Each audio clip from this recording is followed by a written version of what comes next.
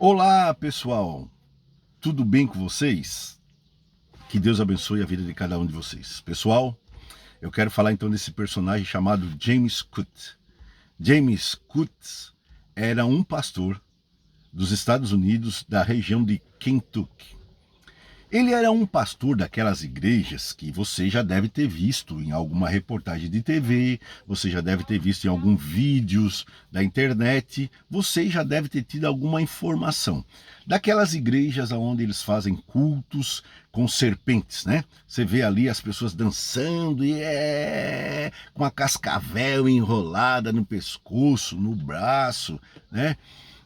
Com cobras peçonhentas perigosas que só de ver a gente já fica apavorado. Isso acontece no mundo inteiro, mas é mais próprio dos Estados Unidos e também das regiões mais assim afastadas dos grandes centros, né? As regiões mais afastadas, as comunidades cristãs mais afastadas, né? E aonde tem algum maluco, doido, pirado, né? Que bateu a biela, com certeza. Tá? Porque um camarada em sã consciência jamais ia fazer isso aí. Aliado à loucura, também vem a interpretação erradíssima da passagem bíblica. Para fazer esse tipo de asneira, eles se baseiam naquela palavra que Cristo falou e de pregar o evangelho a toda criatura. Quem crê e for batizado será salvo, mas quem não crê será condenado. E esses sinais seguirão aos que creem. Porão as mãos sobre os enfermos e os curarão. Se beberem falarão novas línguas, e se beberem alguma coisa mortífera, não lhes causará dano. Associando esta palavra de Cristo com o relato de Atos, que fala ali quando Paulo estava sendo levado preso, né, para Roma, de Cesareia para Roma, a Bíblia diz que o navio onde Paulo estava, ele veio a pique, ele naufragou por causa da tempestade, do tufão chamado Euroaquilão. Então o apóstolo Paulo, eles bateram numa ilha, né, chamada a Ilha de Malta. Né? Eles bateram naquela ilha ali, naufragaram na Ilha de Malta, e os nativos vieram então para ver, né, para acolher, para ver, e a Bíblia diz que eles eram nativos, mas eles deram uma boa acolhida para o apóstolo juntamente com todos os outros tripulantes que sobreviveram. E ali, para se esquentar, o apóstolo Paulo vai lá, faz uma fogueira, e quando ele vai chacoalhar ali os galhos, então uma serpente pica Paulo, e Paulo sacode ela e joga no fogo. Os nativos então começam a concluir que Paulo era um fugitivo da justiça divina que não deixava ele impune, que ele escapou do naufrágio, mas não escapava da justiça que o perseguia através de uma serpente. Depois de um tempo, vendo que Paulo não mostrava alteração nenhuma no seu corpo, no seu estado, eles concluíram que Paulo e o seu companheiro eram deuses que tinham descido até ele, eram deuses. Quiseram adorar, Paulo rejeitou e deu um bafafá. Baseando nesse tipo de passagem, esses indivíduos nos Estados Unidos e também ao redor do mundo, mas principalmente lá é o lugar, é a matriz onde se faz isso daí, eles então fazem isso, né? Por quê? Porque a Bíblia diz, e porão as mãos sobre os enfermos, e se pegarem em serpente, não lhes farão mal nenhum, e se beberem alguma coisa mortífera, não lhes causará dano nenhum. Não lhes causará dano nenhum. Mas nós temos que entender uma coisa. A Bíblia não está falando que se eu montar um cenário e botar cobra, e botar veneno, e escorpião, e aí beber um pouco de veneno, e pegar uma cobra com a mão e um escorpião na outra, eu sendo um crente, mesmo que eu tenha tido uma semana de oração e de jejum, a Bíblia não diz que eu vou ficar vivo. Com certeza eu não vou ficar vivo, com certeza. Nem eu e nem você. Vai arrochar, vai ficar azul, vai ficar cor-de-rosa, vai ficar lilás e vai morrer. Vai pro vinagre sim. Por quê?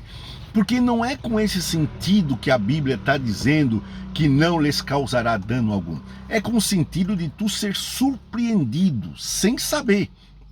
De repente aí, alguém pode querer te matar, botar um veneno na tua comida, e se Deus tiver algum propósito contigo ainda, Ele não permite que tu morra. Se Deus não tiver, a pessoa morre. Nós conhecemos cristãos que morreram por causa de envenenamento por remédio quando tentaram se matar. Infelizmente, alguns se suicidaram tomando muito remédio e morreram. Outros morreram por quê? Porque foram picados por algum animal peçonhento, cobra, escorpião, aranha. Morreram. Eles morreram.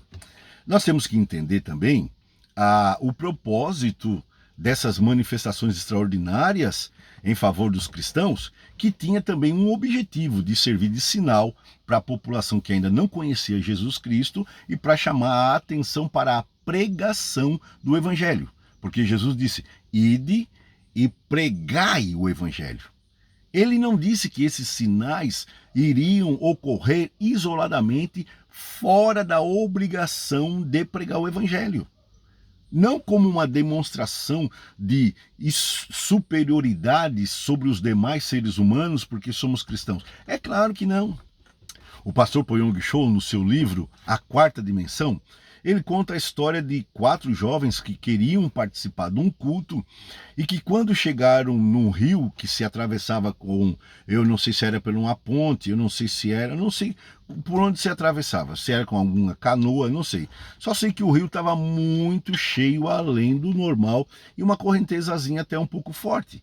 O que os jovens fizeram? Os jovens se lembraram de Pedro, que se ajoelhou, orou a Deus, né? Não, eles se lembraram de Pedro, que andou sobre as águas. Os jovens então se ajoelharam, oraram a Deus e falaram, como Pedro andou sobre as águas, nós também vamos andar. E entraram no rio. Sabe o que aconteceu? Foram dar quilômetros de distância rio abaixo e todos os 4 mortos. Claro que sim. Pedro andou porque Jesus mandou. Pedro já tinha a ousadia de sair correndo sobre as águas. Mesmo que na metade ele venha afundar por causa do tamanho das ondas. Mas no início ali de sair do barco para ir até Jesus, ele já tinha a ousadia autônoma e suficiente para fazer isso. Mas ele sabia que não ia funcionar sem que Jesus desse a palavra de ordem.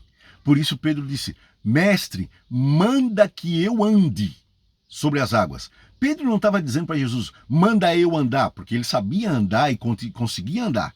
Ele estava dizendo, manda que eu ande sobre as águas. Mude a configuração natural do meu corpo e também das águas para que eu possa andar sobre elas. Foi quando Cristo disse, vem. Quando Cristo disse, vem, ele fez isso. Ele mudou a configuração do corpo físico de Pedro e também das águas, a ponto de Pedro conseguir andar por algum tempo. Nada a ver de eu chegar agora aqui e pegar e me ajoelhar e orar e querer andar no canal. Vou morrer afogado, vou bater lá no mar de tubarão. Não é isso. Não é assim. A Bíblia diz, não tentarás o Senhor teu Deus.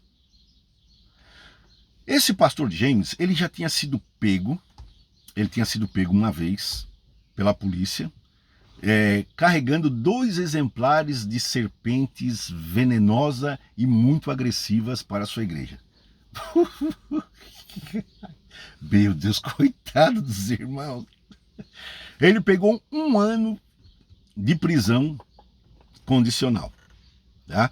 Ele tinha sido matéria da National Geographic, tinha ido lá, tinha entrevistado o pastor, tinha filmado a igreja, e naquele dia, por uma boa sorte, ninguém tinha sido picado. Mas os registros mostram porque muitos já foram picados e muitos já morreram e muitos estão no cemitério. Porém, eles nunca pararam com essas práticas. Já virou uma subcultura dessas igrejas, dessas regiões mais afastadas nos Estados Unidos. Então, ele continuou com aquilo, até que num culto desse daí, uma cascavel pega e pica o pastor, e depois de um tempo ele começa a ficar tonto, então alguém chama o corpo de bombeiros. Quando o corpo de bombeiros chega, o pastor não aceita ser medicado pelo corpo de bombeiro e nem aceita ser levado para o hospital. Porque ele tem na mente dele, de uma forma errada, porque não foi isso que Jesus prometeu, que nada vai causar dano. E nada vai causar dano, e assim ele pegou e foi mesmo, e foi pro vinagre, e morreu, e sepultaram, e pronto. E a igreja fechou as portas? Não. Pararam as práticas? Também não. Mais restrita agora, é claro, mas continua.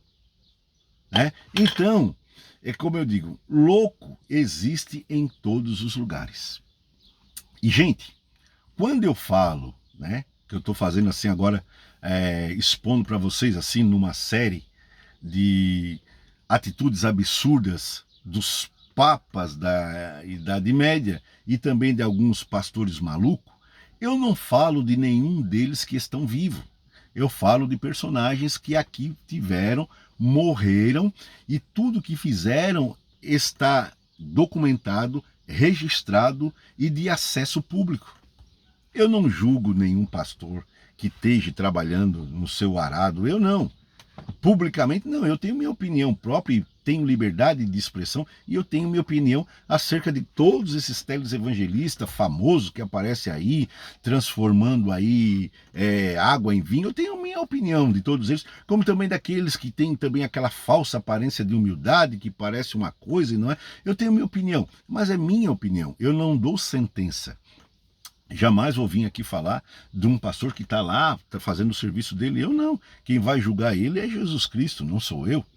Então, quando eu falo, você nunca vai ver eu falando de alguém que está fazendo a obra de Deus, ou que está lá, não, ou porque tem uma teologia diferente, ou porque tem usos e costumes diferentes, ou porque tem... Isso aí para mim tudo é balela, isso para mim tudo é pueril.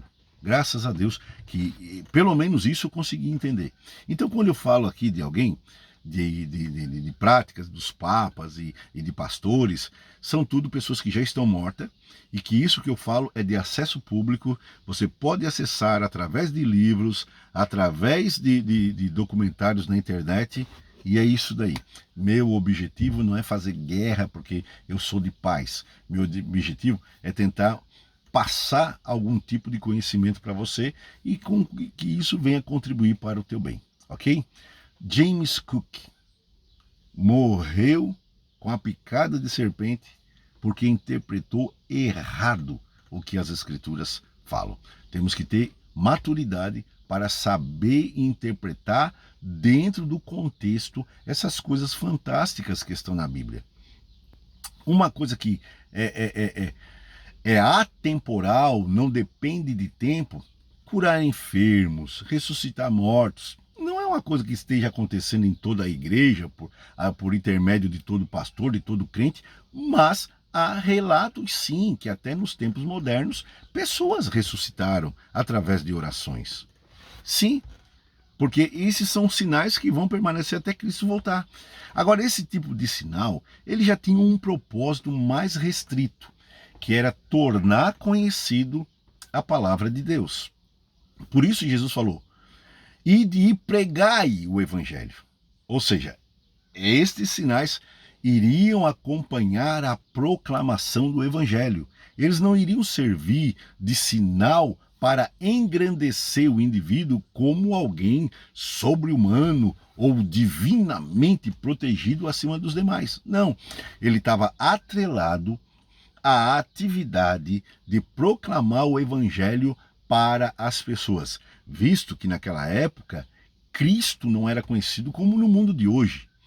Hoje, poucos são os países que não conhecem Jesus Cristo.